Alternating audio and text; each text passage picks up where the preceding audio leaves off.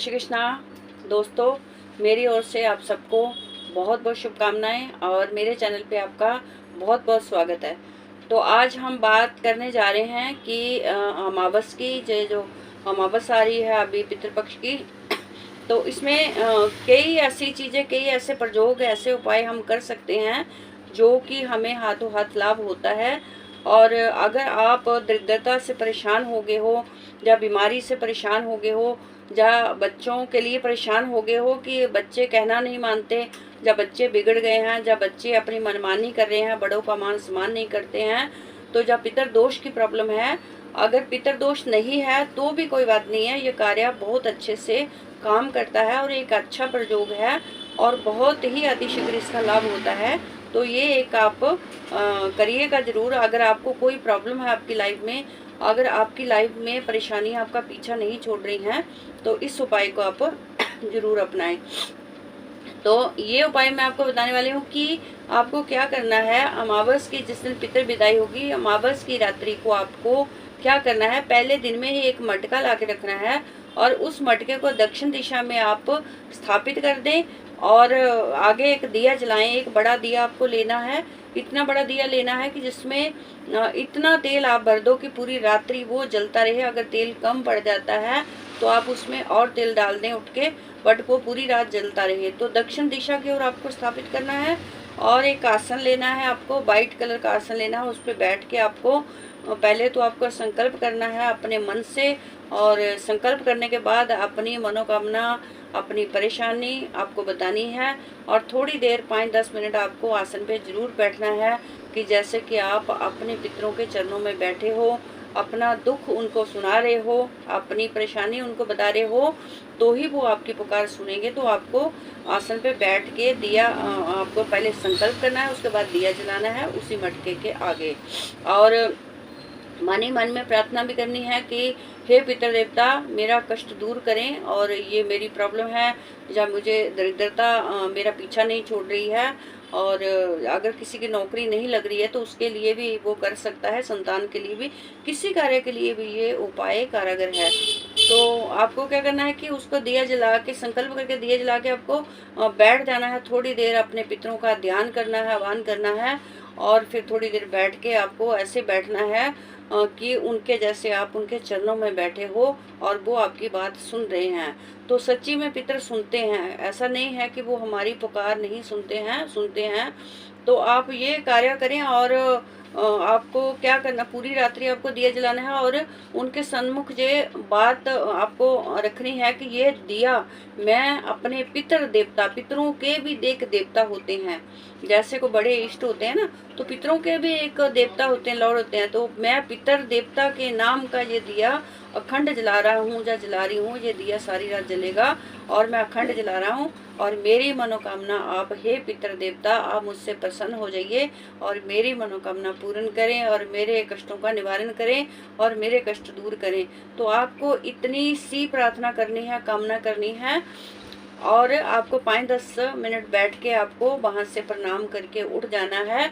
और फिर सुबह उठते ही आपको एक कार्य करना है नहाने के बाद, कि क्योंकि उसके बाद फिर नवरात्रि भी शुरू हो जाएगी। तो पहले, सबसे पहले सुबह सुबह आपको ये काम कर लेना है कि उस मटके को उठा के, जहाँ तो पास में कोई जल का है, पानी, जहाँ से कोई पानी का सिस्टम है कि आप जल में आप विसर्जित कर पाओ उस मटके को, और दिया भी साथ में।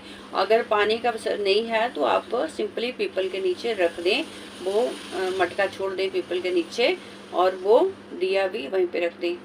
तो ये उनके लिए प्रयोग है, बहुत अच्छा प्रयोग है और बहुत ही पावरफुल है, बहुत अच्छा है, बहुत ये कारागर है, काम करता है और हमारी समस्या का समाधान ऐसे हो जाता है कि हमें पता ही नहीं चलता कि कब हमारे पितर देवता खुश हो गए और कब हमारी उन्होंने सुन ली। तो ये तो एक आपको मनोकामना पूर्ति के लिए, अपने कष्ट निवारण के लिए मैंने उपाय बताया है।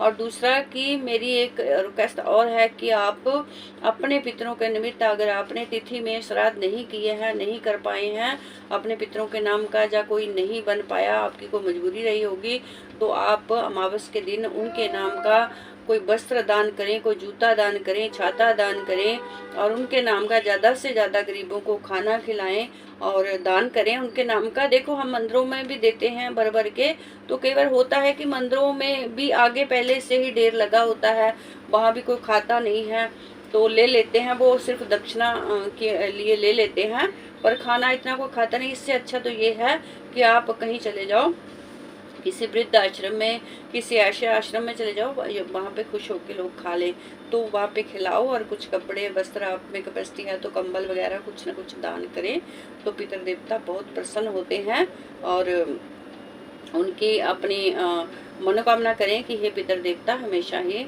हमारे लिए अपनी कृपा बनाए रखना और हमारे लिए हमेशा ही आप हमसे कोई गलती होगी हो, कोई भूल होगी हो, त्रुटियां रह गई तो हमें क्षमा करना, आपको क्षमा याचना भी करनी है।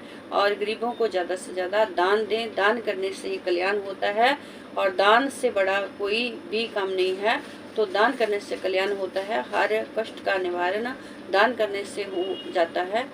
तो आप इस चीज़ का ध्यान रखें। और आगे मैं वीडियो आपको आजकल बता रही हूँ और आगे भी बताने वाली हूँ नवरात्रि के लिए कि नवरात्रि में हमें कौन कौन से मंत्रों का पाठ करके लाभ लेना है। मंत्रों में देवी दुर्गा सप्तशती में बहुत सारे मंत्र हैं और शिव मंत्रावली में भी और तंत्र शास्त्र में भी सारे ही शिव के मंत्र हैं और अपने आप में सिद्ध मंत्र हैं, तो मैं आपको बताती जाऊंगी और आपको इसका लाभ जरूर उठाइए। मैं चाहती हूँ कि आप सबको लाभ मिले, तो इसका लाभ आप जरूर उठाइएगा और मेरे चैनल को आप सब्सक्राइब कर लें और बेल आइकन को भी प्रेस कर दें कि मेरी जो भी वीडियो डालूँ आपको उसका नोटिफिकेशन आ जाए। और ज़्यादा से ज़्यादा शेयर करिए, लाइक करिए और मेरे दूसरे चैनल को आप आस्था एस्ट्रोलॉजी को भी फॉलो करें, उसे भी सब्सक्राइब कर लें और उसमें बहुत सारी वीडियोस हैं, हर प्रॉब्लम का हल है उसमें। हर आप खोल के देखोगे तो सब आपको हर तरह की वीडियो उसमें मिल जाएगी, तो आप उससे भी फॉलो करिए आस्था एस्ट्रोलॉजी को और उसे भी सब्सक्राइब कर लें और मेरे फेसबुक पेज को भी फॉलो करें। आस्था एस्ट्रोलॉजी का ही पेज है मेरा, एक इसी नाम से है, तो आप मेरे फेसबुक पेज को भी फॉलो करें और ज़्यादा से ज़्यादा आप मेरे साथ जुड़े रहने के लिए आपका बहुत बहुत धन्यवाद, बहुत बहुत शुक्रिया आपका।